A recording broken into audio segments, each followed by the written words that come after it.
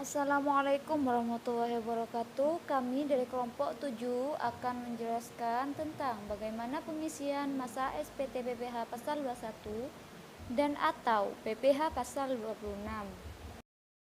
SPT PPH pasal 21 dan atau pasal 26. SPT masa PPH pasal 21 dan atau 26 melaporkan tentang pajak penghasilan karyawan, di mana pasal 21 mengatur karyawan Indonesia dan pasal 26 mengatur karyawan asing yang berdomisili di Indonesia. Batas waktu pembayaran jatuh pada tanggal 10 bulan berikutnya, diikuti oleh batas akhir waktu lapor yaitu tanggal 20.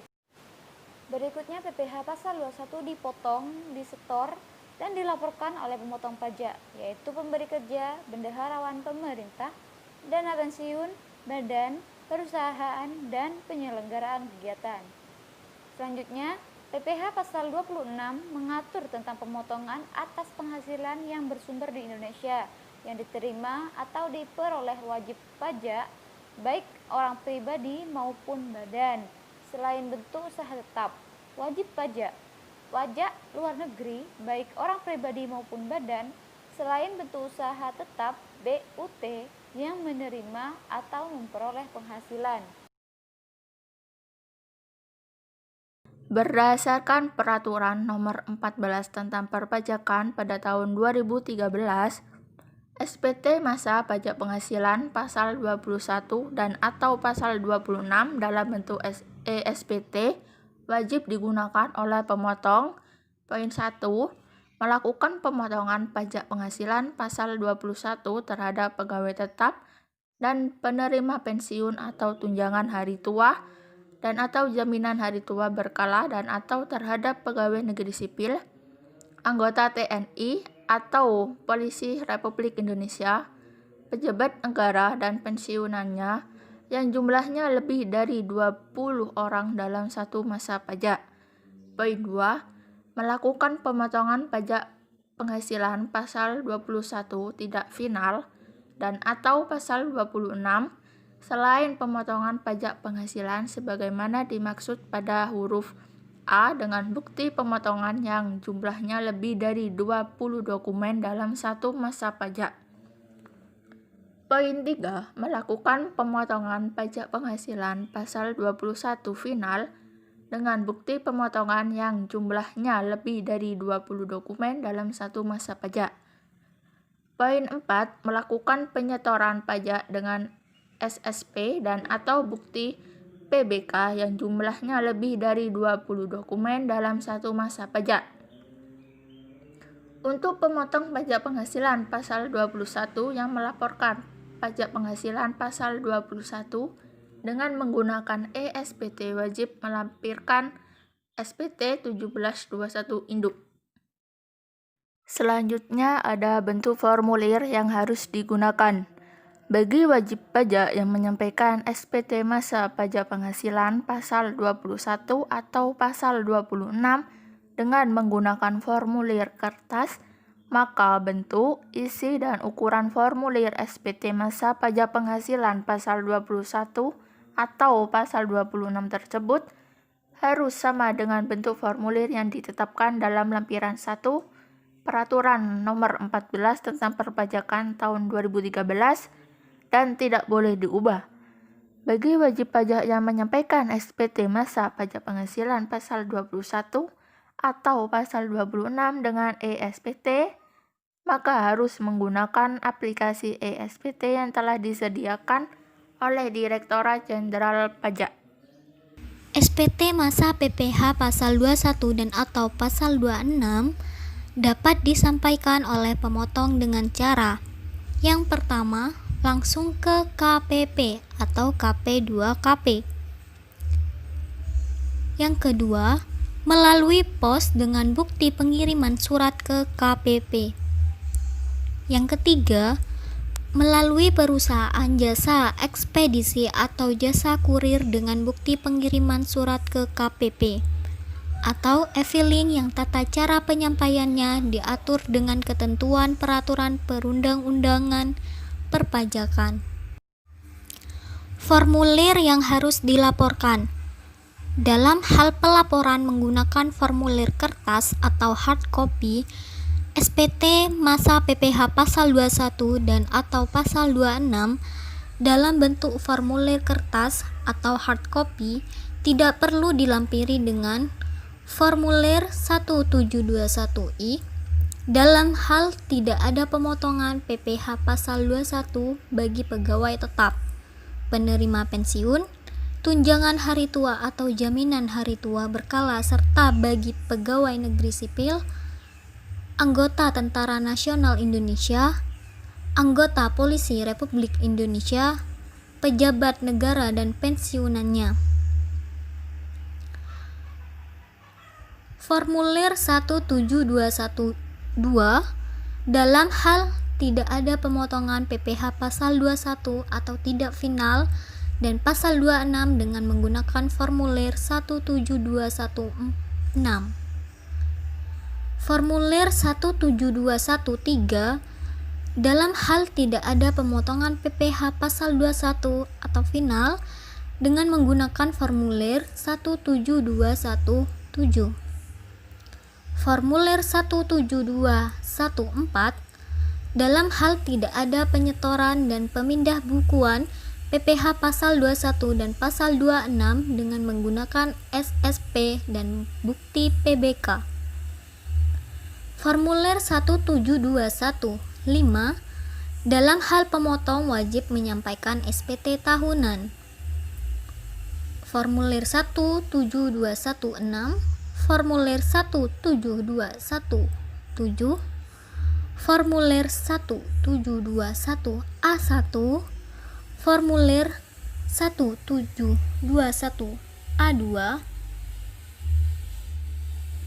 dalam hal pelaporan menggunakan ISPT masa PPh pasal 21 dan atau pasal 26 dalam bentuk ISPT harus disampaikan dengan disertai induk SPT masa PPh pasal 21 dan atau pasal 26 dalam bentuk formulir kertas atau hard copy. Baik, di sini saya akan menjelaskan tentang tata cara mengisi SPT masa PPh pasal 21 melalui eSPT. Nah, langkah yang pertama yaitu pada halaman utama SPT, Anda pilih menu SPT dan kemudian buat SPT baru. Setelah itu, pilihlah bulan yang akan dibuatkan SPT-nya. Lalu klik buat SPT. Kembali ke halaman utama, pilih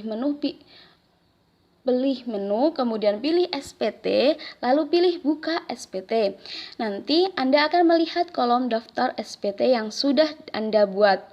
Kemudian pilih bulan yang akan kita buka atau kita isi, lalu klik buka SPT. Kembali ke halaman utama, pilih menu isi SPT, lalu masuk ke daftar pemotongan pajak dan pilih satu masa pajak.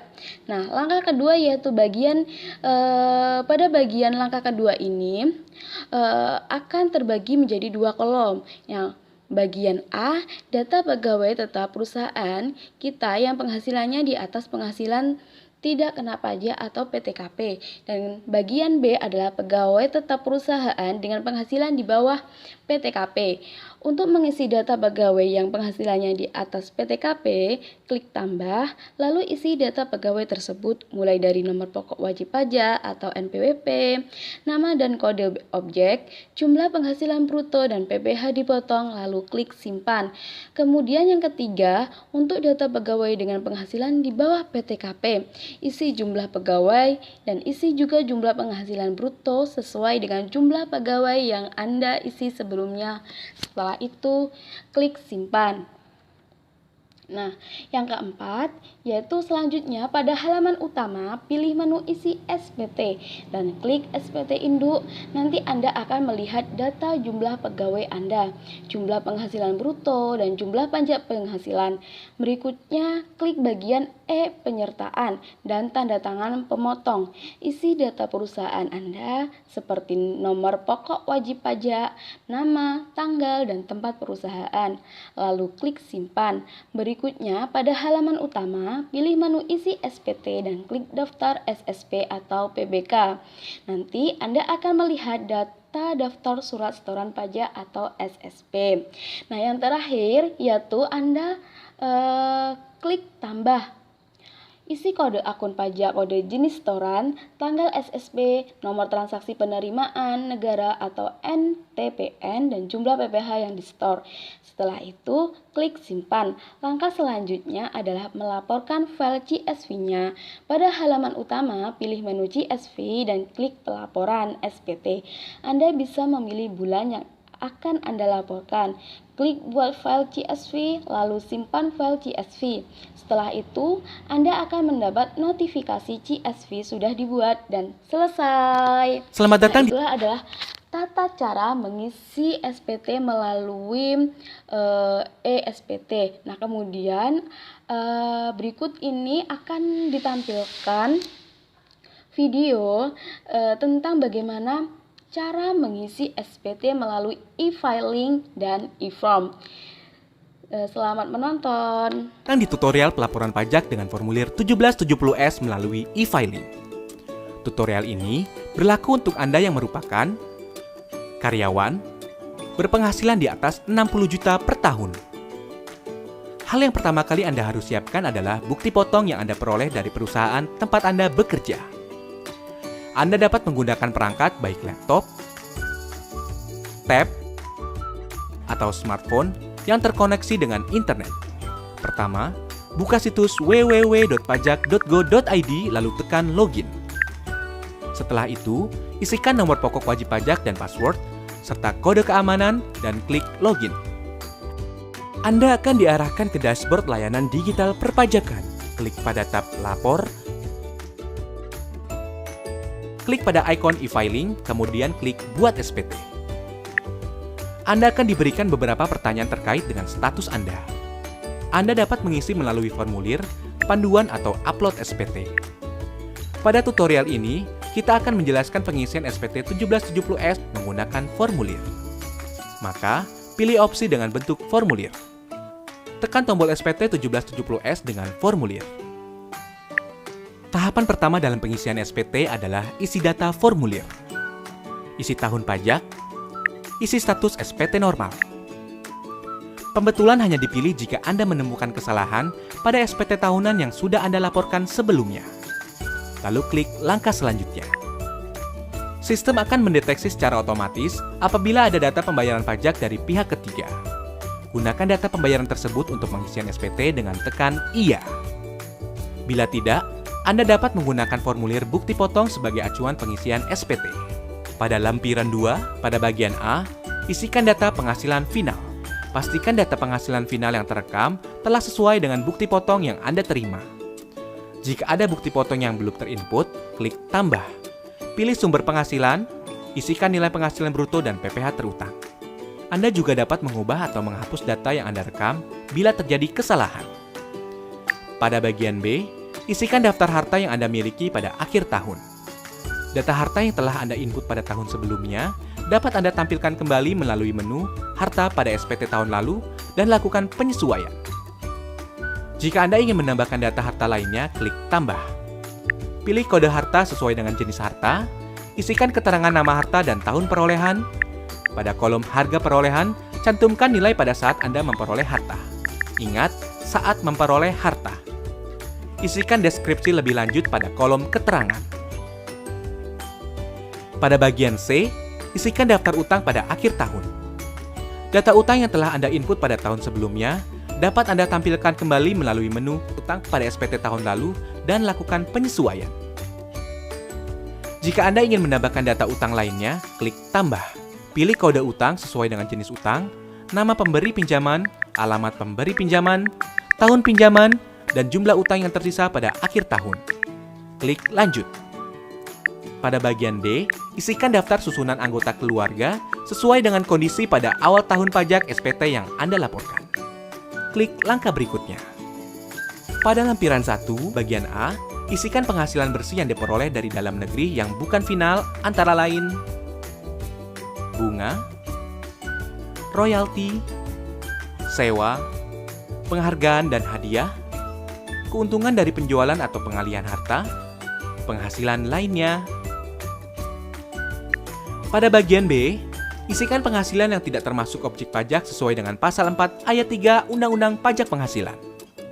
Pada bagian C, isikan daftar pemotongan atau pemungutan pajak dari bukti potong yang telah Anda terima. Isikan jenis pajak, NPWP pemotong pajak yang valid, nomor bukti pemotongan atau pemungutan, tanggal bukti pemotongan atau pemungutan, dan jumlah PPh yang dipotong atau dipungut. Klik langkah berikutnya. Pada induk SPT, isikan data identitas berupa status perkawinan, status kewajiban pajak suami atau istri, dan NPWP suami atau istri jika diperlukan. Pada bagian A, poin 1, isikan penghasilan neto dalam negeri sesuai dengan bukti potong yang Anda terima. Poin 2 akan otomatis terisi dari data yang telah Anda isikan pada lampiran sebelumnya. Pada poin 3, isikan penghasilan neto luar negeri. Pada poin 4, penghasilan neto akan dijumlahkan secara otomatis. Pada poin 5, isikan jumlah zakat yang Anda bayarkan kepada lembaga zakat yang telah disahkan oleh pemerintah. Poin 6 akan terisi otomatis. Pada bagian B, pilih status perkawinan dan isikan jumlah tanggungan sesuai dengan bukti potong. Maka, nilai penghasilan tidak kena pajak akan terisi secara otomatis. Bagian C hanya perlu diperhatikan bagi Anda yang memperoleh penghasilan dari luar negeri, dengan cara membaca ketentuan yang tertera pada petunjuk bagian C10. Bagian D poin 14 hanya perlu diisi apabila Anda pernah membayar angsuran PPh pasal 25. Lanjut ke bagian E. Anda akan mengetahui status SPT Anda apakah nihil, kurang bayar, atau lebih bayar. Jika SPT Anda nihil, Anda dapat melanjutkan pengisian pada poin F. Jika SPT Anda kurang bayar, Anda akan diberikan pertanyaan lanjutan. Jika Anda belum membayar, pilih belum dan Anda akan diarahkan untuk membuat e-billing terlebih dahulu. Bila Anda telah membayar, isikan data bukti pembayaran berupa jenis pembayaran, yaitu nomor transaksi penerima negara atau pemindah bukuan. Isikan kode NTPN atau pemindah bukuan Anda, lalu isi tanggal dan jumlah pembayaran. Jika SPT Anda lebih bayar, silakan unggah dokumen pendukung berupa bukti pemotongan pajak dari perusahaan atau bukti pembayaran lainnya. Pada poin F, hanya dikhususkan bagi Anda yang secara rutin memiliki status SPT kurang bayar. Lanjut ke pernyataan. Centang pernyataan setuju bila Anda yakin bahwa data yang Anda isikan sudah benar. Langkah terakhir adalah ambil kode verifikasi. Secara otomatis kode verifikasi akan dikirimkan melalui email Anda. Salin kode tersebut pada kolom yang disediakan, klik kirim SPT, maka SPT Anda akan terekam pada sistem DJP. Anda akan mendapatkan bukti penerimaan elektronik sebagai bukti bahwa Anda telah melaporkan SPT. Jika Anda masih memerlukan bantuan, silakan kunjungi www.pajak.go.id atau telepon ke Kering Pajak 1500-200. Subscribe channel YouTube Ditjen Pajak RI untuk memperoleh informasi dan tutorial lain. Pajak kuat, Indonesia maju.